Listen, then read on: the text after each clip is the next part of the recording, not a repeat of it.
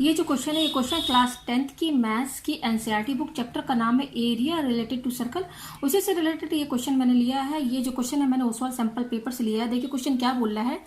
A piece of wire 22 centimetre long is bent into the form of an arc of a circle subtending at an angle of 60 degree at its center. Find the radius of the circle. यहाँ पे क्या बोल रहा है कि एक wire का piece लिया गया, ठीक है, जो कि 22 सेंटीमीटर लॉन्ग है, ठीक है। एक वायर है जो कि कितना लॉन्ग है, 22 सेंटीमीटर, ठीक है। Is bent into the form of an arc of a circle. और उस 22 सेंटीमीटर वायर को इस तरह से बेंट किया गया है कि वो एक सर्कल के आर्क के फॉर्म में है, ठीक है। और कितना एंगल बना रहा है सेंटर पर, 60 डिग्री। तो हमें यहाँ पर ये बताना है कि उस सर्कल का रेडियस क्या होगा। तो सबसे पहले मैं ये piece of wire 20 centimetre long, देखिए वायर ऐसा होगा। पहले तो ये वायर है हमारा, ये वायर है हमारा, ठीक है। और ये कितना मीटर लॉन्ग है, 22 सेंटीमीटर लॉन्ग, ठीक है। ये 22 सेंटीमीटर लॉन्ग है। अभी पहले तो वायर सीधा था हमारा, अब इसको बेंड किया गया है इस तरीके से कि इसको आर्क का शेप दिया गया है। तो इसको ऐसे इस तरीके से बेंड किया गया है। तो ये इस तरह ये वायर जो है आपको बेंड करके इस तरह से किया गया है। तो यहां से यहां तक जो लेंथ थी वो तो उतना ही रहेगी, 22 सेंटीमीटर यही रहेगा, ठीक है ना। 22 सेंटीमीटर इसी वायर को इस तरह से बेंड कर दिया गया है। तो यहां से लेकर यहां तक इसकी लेंथ तो 22 सेंटीमीटर रहेगी। अब ये बोल रहा है, तो देखिए आर्क किसे कहते हैं, जैसे ये सर्कल है हमारा, तो ये आप कोई भी 2 पॉइंट ले लीजिए, ये 2 पॉइंट, तो ये जो दिख रहा है ना 2 पॉइंट के बीच में, इसी को आर्क कहा गया, ठीक है। तो जो वायर है उसको ये यही शेप दिया गया है। ये जो आर्क, ये जो आपको दिख रहा है ना पॉइंट A to B, यही शेप दिया गया है। तो ये यहाँ पर मैंने बना दिया है, ठीक है। अब देखिए क्या बोल रहा है कि इसको अगर हम फुल सर्कल बनाए, फुल सर्कल, क्योंकि सर्कल इसको अगर हम बढ़ा दें तो ये एक सर्कल का ये रूप लेगा, ये यहाँ पर, ठीक है। अब यहाँ पे क्या बता रहा है कि ये 60 डिग्री जो है सेंटर पर एंगल बनना है, ठीक है। तो ये सर्कल है, तो यहाँ पर देखिए इसको ज्वाइन कीजिए, सेंटर यहाँ पर होगा सर्कल का।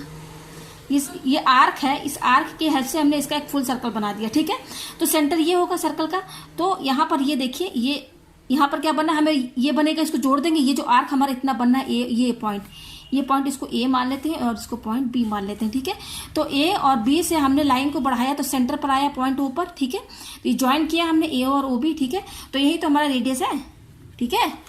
यही तो रेडियस है ना, ये रेडियस हुआ कि नहीं, OA और OB क्या है, रेडियस है, ये रेडियस है हमारा, ठीक है। तो यहाँ पर देखिए सेंटर में कितना डिग्री बना रहा है, ये देखिए डिग्री 60 डिग्री, ठीक है, ये, ठीक है।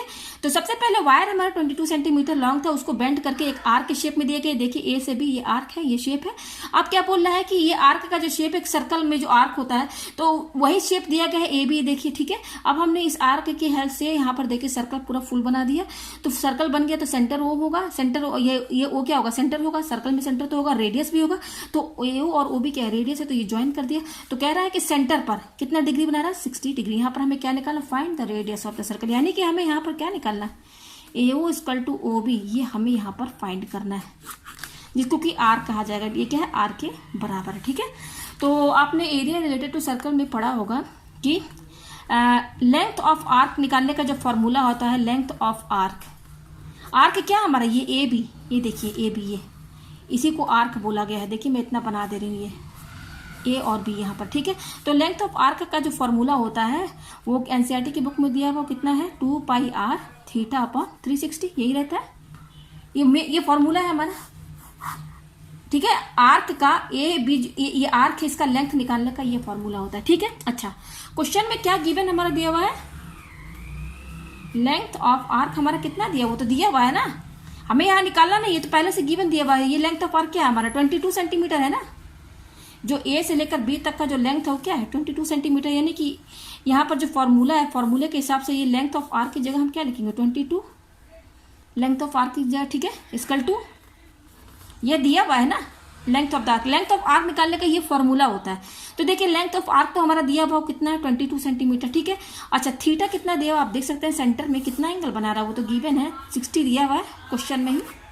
तो देखिए ये दिया हुआ है लेंथ ऑफ आर्क और थीटा भी दिया हुआ है, तो रेडियस यहाँ से हम निकाल लेंगे। तो लेंथ ऑफ आर्क की जगह हमने 22 लिखा, फिर क्या लिखेंगे, 2 पाई r, ये थीटा की जगह हम क्या लिखेंगे, 60, क्या है थीटा की वैल्यू क्या है, 60 अपॉन ये कितना है, 360। इतना आपको समझ में आ गया, ठीक है। अब इसको कैलकुलेट कीजिए, तो देखिए ये कट जाएगा, 60 6 जा 360 होता, तो ये कट के यहाँ 6 आ गया। अच्छा, यहाँ पे क्या है, 22 equal to 2 pi r upon, ये कट के यहाँ नीचे क्या आ गया, 6 आ गया 6, ठीक है। इसको अपॉन 1 कर लीजिए, ठीक है।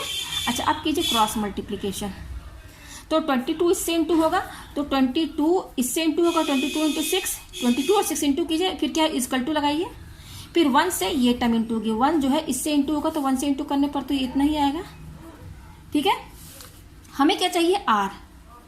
ठीक है, तो ये देखिए इनके बीच में इंटू का साइन है। ठीक है, इंटू का साइन है, तो ये आर यहीं पे रहेगा, ये आर, और ये जो 2 पाई है ना, इसको इधर साइड लेकर आएंगे, तो ये इंटू में है, इधर आएगा तो डिवाइड में हो जाएगा। तो देखिए क्या हो जाएगा, 22 इंटू 6 इक्वल टू ये आर यहाँ लिख दीजिए। ठीक है, जो चीज़ जहाँ लिखी लिख दीजिए। अब ये 2 पाई, क्योंकि हमें केवल आर चाहिए, तो 2 पाई क्या करेंगे, इधर लेकर आएंगे, तो इधर शिफ्ट होगा, तो ये डिवाइड में चला जाएगा। ये हो गया ऐसे, तो ये इतना, ये आर की वैल्यू आ गई। अब इसको सॉल्व करते हैं, तो आर इक्वल टू कितना आया हमारे पास, 22 इंटू 6 अपॉन 2 पाई, ये आया हमारे पास। ठीक है, अब इसको टू सॉल्व करते हैं, 22 इंटू 6 अपॉन ये क्या है 2, अब देखिए पाई, पाई की ये पाई है ना, तो पाई की वैल्यू हम क्या ले रहे हैं 22/7, तो इस पाई की वैल्यू हम क्या लिखेंगे, ये देखिए इनके बीच में इंटू है, तो 22/7 ये आ गया। ठीक है, अब देखिए क्या करेंगे, ये देखिए ये 22 इंटू 6 अपॉन ये क्या है 2 इंटू 22। ठीक है, ये दोनों को एक साथ लिख दिया, 2 इंटू 22 अपॉन 7, ये लिख दिया। अच्छा आप देखिए क्या करेंगे, 22 इंटू 6, ये जो डिवाइड में है, ये लंबी लाइन ये डिवाइड है, इसको जब हम इंटू में करेंगे ये टर्म को, इसको, तो ये वाली टर्म क्या हो जाएगी, रेसिप्रोकल हो जाएगा, ऊपर नीचे हो जाएगा, यानी कि ये जो ऊपर है अब नीचे हो जाएगा, और ये 7 जो ऊपर हो जाएगा, यानी कि 7 अपॉन ये जस्ट ये डिवाइड है ना, इसको इंटू में करेंगे तो इसका रेसिप्रोकल कर दीजिए, 7/2 इंटू 20। ठीक है, इसका रेसिप्रोकल करेंगे तो क्या हो जाएगा, 7 ऊपर हो जाएगा और 2 इंटू 22 नीचे हो जाएगा, ये आ गया हमारे पास। अच्छा ये 22, ये 22 कैंसिल। ठीक है, और 2 3 जा 6, तो क्या क्या बचा, 3 इंटू 7 यही बचा, तो 3 7 जा 21। ठीक है, अच्छा यहाँ पे देखिए वायर का जो वायर का जो पीस है वो 22 सेंटीमीटर, यूनिट क्या है, सेंटीमीटर, यानी कि जो हमारा आर जो आया है ये क्या बता रहा है, रेडियस बता रहा है ना इसका, ये आया है, कितना आया है 21, तो इसकी भी तो यूनिट होगी, तो क्या होगी वो सेंटीमीटर होगी, यानी कि रेडियस कितना आया हमारा 21 सेंटीमीटर, और हमें यही कैलकुलेट करना था। ठीक है, यहाँ पे देख सकते हैं लिखा हुआ find the radius of the circle, तो यहाँ पर रेडियस कितना आया 21 सेंटीमीटर, यानी कि ए वो 21 सेंटीमीटर है और वो भी जो है वो 21 सेंटीमीटर है। तो उम्मीद है आपको ये क्वेश्चन अच्छे समझ में आ गया होगा।